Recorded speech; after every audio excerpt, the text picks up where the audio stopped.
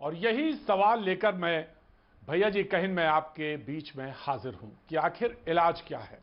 दरअसल अर्थव्यवस्था के मामले में होता क्या है कि बहस इतना ज्यादा भटक जाती है या इतनी दुरूह या इतनी कठिन हो जाती है कि लगता है कि बजट समझ में कोई पढ़ रहा है या कोई समझा रहा है। दरअसल है क्या, आंकड़े जरूरी है समझाना या बताना, लेकिन अर्थव्यवस्था को या महंगाई को या कुल मिला के इस विषय को समझने के लिए एक मोटे तौर पे एक बात कही जा सकती है कि मेरे पास जेब में इतने पैसे हैं या इतने पैसे आते हैं, इस पे खर्च कैसे चलता है, ये कुछ जानना बहुत ज़रूरी है। इसी पे आज मुद्दे पर बात होगी, इसी मुद्दे पर तमाम सारे लोग हमारे साथ जुड़ेंगे। कोशिश करेंगे कि मामला सिर्फ आसान से ना आसान से आसान की तरह बढ़ता चला जाए, सरल से सरलतम होता चला जाए। हमारे साथ जो मेहमान आज जुड़ रहे हैं उनका मैं तारुफ आपसे जरूर कराना चाहूँगा। संजू वर्मा जी बीजेपी का वक्त पक्ष रखने के लिए हमारे साथ रहेंगी, बहुत बहुत शुक्रिया। राधिका खेड़ा जी कांग्रेस का पक्ष रखने के लिए हमारे साथ जुड़ रही हैं। करण भसीन साहब अर्थशास्त्री हैं, हमारे साथ जुड़ रहे हैं। बेजान मिश्रा साहब जुड़ रहे हैं, कंज्यूमर राइट एक्टिविस्ट हैं हमारे साथ, थैंक यू सो मच। हमारे साथ अमिताभ कुंडू जी अर्थशास्त्री हैं, हमारे साथ जुड़ रहे हैं, thank you so much. Professor Alok Puranik हमारे साथ जुड़ रहे हैं, आर्थिक पत्रकार हैं, थैंक यू सो मच। बातचीत का सिलसिला हम शुरू करें और बात को बिल्कुल आसान और सरलतम से रखें, सरलतम तरीके से, बहुत आसान से, कि आज खाने का तेल जो है वो लगभग 160-170, ब्रांडेड हम नहीं गिन रहे हैं, 160-170 रुपए के आसपास, जो नॉन ब्रांडेड है या जो जिनको कि हम लोग आमतौर पे घर पे इस्तेमाल करते हैं। और जो गाड़ी जिससे चलती है, जिससे हम ऑफिस जाते हैं, उसका पेट्रोल जो है, अगर शहरों में, अगर 7 शहरों की बात करें तो 100 के ऊपर है, कुछ शहरों में 98-96, इसी का पहाड़ा वो पड़ रहा है। ऐसी स्थिति है और ऐसी स्थिति में क्यों ना ये सवाल पूछा जाए कि आखिर इससे हम कैसे उभरेंगे, या ये स्थितियां ठीक होंगी या नहीं, या ये चीज क्यों बनी, ये फैक्टर क्यों। लॉकडाउन एक फैक्टर है जो पिछले साल 2020 में देख रहे थे, वो अर्थव्यवस्था का जो स्थिति थी, जो जीरो था एकदम, उससे जो निगेटिव था, उससे यहां तक आने में क्या कुछ हुआ, ये तमाम सारे सवाल दिमाग में खटक रहे हैं। हम यहीं से आज शुरू करेंगे। सबसे पहले मैं जानना चाहूंगा, कंज्यूमर राइट एक्टिविस्ट हैं बेजान मिश्रा साहब, मैं जानना चाहूंगा सर कि जो सवाल आज सबसे ज्यादा कंज्यूमर को परेशान कर रहा है, या जिसको पूछा जाना चाहिए या उठाया जाना चाहिए, वो मैं आपसे जानना चाहता हूं। बेजान मिश्रा।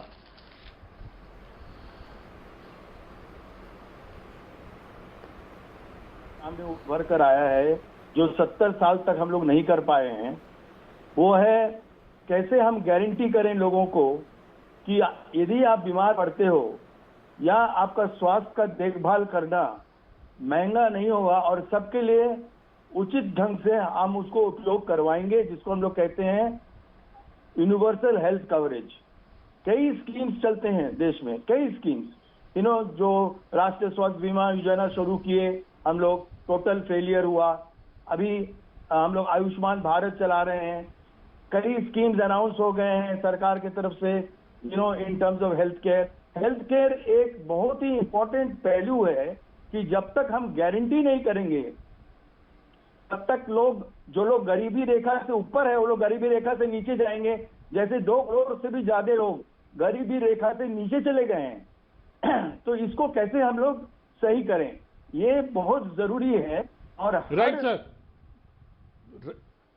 मैं इस सवाल को जरूर लूंगा। आपका ये जो सवाल है, इस पूरे कोरोना के समय, कोरोना के पूरे काल में या इस पीरियड में सबसे ज्यादा तेजी से उभरा और लोगों ने इसको पूछा कि जो कुछ रहा सहा कसर थी, इलाज ने भी हमारे लिए के पीछे कमर तोड़ दी। मैं बिल्कुल आपसे पूछूंगा ये सवाल, लेकिन संजू वर्मा हमारे साथ जुड़ गई हैं, बीजेपी के प्रवक्ता हैं। मैं सीधे जाना चाहूंगा उनके पास और जानना चाहूंगा कि पिछले 10 सालों में सबसे महंगा खाने का तेल और 100 के ऊपर पेट्रोल और डीजल के भाव बढ़ते हुए, ऐसे में क्यों ना कहा जाए कि महंगाई जो है अब बहुत मुश्किल डाल रही है, सारे घर इसकी जद में हैं। संजू वर्मा। धन्यवाद प्रतीक जी आपके शो पर बुलाने के लिए। पहले तो मैं कुछ तथ्य रखना चाहती हूँ आपके दर्शकों के सामने। आपने सही कहा कि खाने के तेल में, चाहे सोयाबीन हो, चाहे सूरजमुखी का तेल हो, चाहे पाम ऑयल हो, सब में काफी बढ़ोतरी दिखी गई है। पर एक चीज जो आपके दर्शकों को जानना बहुत जरूरी है, वो ये है कि फॉर एग्जाम्पल सोयाबीन सबसे ज्यादा इसका उत्पादन कहां होता है? अर्जेंटीना में। और अर्जेंटीना में इस बार इतनी ज्यादा बैड वेदर था कि जो प्रोडक्शन उत्पादन है, बोलते हैं कि पिछले 20 सालों में इतना कम उत्पादन सोयाबीन का नहीं हुआ अर्जेंटीना में, जो कि पिछले 1 साल में हुआ। Production declined bye more than 100% because of drought. फिर अब बात करते हैं सूरजमुखी तेल की। सूरजमुखी जो बीज है, सबसे ज्यादा सनफ्लावर प्रोडक्शन कहां होता है? ये होता है यूक्रेन और रशिया में।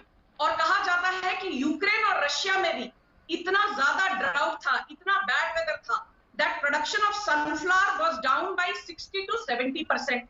फिर आते हैं पाम ऑयल के ऊपर। पाम ऑयल सबसे ज्यादा उत्पादन कहां होता है? इंडोनेशिया और मलेशिया में। यहां पर वेदर तो खराब नहीं था, पर इंडोनेशिया और मलेशिया दोनों सरकारों ने यह कहा कि बायोफ्यूल पर हमको जोर देना है, और यह हम तभी कर पाएंगे यदि हम एक्सपोर्ट ना करें पाम ऑयल, और लोकल जो कंजम्पशन है उसको कम करके पाम ऑयल को पेट्रोल और डीजल के साथ ब्लेंड करें। तो इंडोनेशिया मलेशिया में लोकली पाम ऑयल की डिमांड इतनी बढ़ी क्योंकि पाम ऑयल को ब्लेंड करना मैंडेटरी कर दिया वहां की सरकार ने with fuel, that palm oil के प्राइसेस भी आसमान छूने लगे। अभी आपको ये जानकारी तो है ही कि चाहे सोयाबीन हो, चाहे सनफ्लावर हो, चाहे बात करते हैं हम पाम ऑयल की, India imports more than 50 to 60% of edible oil. और ये भी बता दूं कि इस बार हमारा जो उत्पादन हुआ है खाद्य पदार्थों का, पूरे पोस्ट इंडिपेंडेंट, हेलो जी जी, आप बोलिए बोलिए बोलिए, सुन रहा हूं, सुन रहे हैं, बोलिए, कोई डिस्टर्ब नहीं कर रहा है आपको, बोलिए। जी प्रतीक जी, मैं कुछ आंकड़े लेकर आई थी और मैंने ये देखा कि क्या ऐसा तो नहीं कि भारत में खाद्य पदार्थों का उत्पादन कम हुआ है।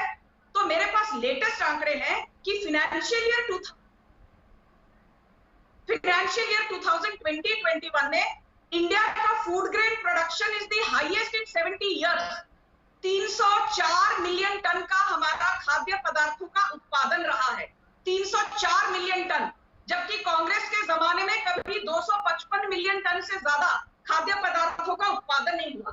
तो भारत में खाद्य पदार्थों का उत्पादन तो आसमान छू रहा है, पर महंगाई बढ़ रही है क्योंकि जो चीजें हम इंपोर्ट कर रहे हैं, चाहे सोयाबीन हो अर्जेंटीना से, सनफ्लावर हो यूक्रेन और रशिया से, या पाम ऑयल हो इंडोनेशिया और मलेशिया से, ये कंट्रीज में बैड वेदर के चलते वहां का जो प्रोडक्शन है वो 60% से लेके 100% तक इसमें गिरावट आई है, जिसके चलते पूरे विश्व में खाद्य पदार्थों की इन्फ्लेशन, आपको जानकर ताज्जुब होगा कि फूड प्राइस इंडेक्स आपको पता है संजू वर्मा ठीक कह रही हैं आप, संजू वर्मा, मैं बिल्कुल 40%, राइट संजू वर्मा, राइट आपने पैनल को और देश को सच्चाई सामने रखी। दरअसल ये है कि 70%, ये बात सच है कि 70% तक जो ईडेबल ऑयल है वो हम बाहर से लेते हैं, और आंकड़े थे मेरे पास, जो ऐसा नहीं था कि नहीं थे। उन्होंने बताया कि तेल के जो सबसे ज़्यादा सरसों का तेल जो है मस्टर्ड ऑयल 50%, वनस्पति तेल जो है 45%, पाम ऑयल 60% और मूंगफली का जो है 20% तेल महंगा हुआ है। और उन्होंने कहा, बताया, और आपने कृषि मंत्री का वो बयान जरूर सुना होगा जिसमें उन्होंने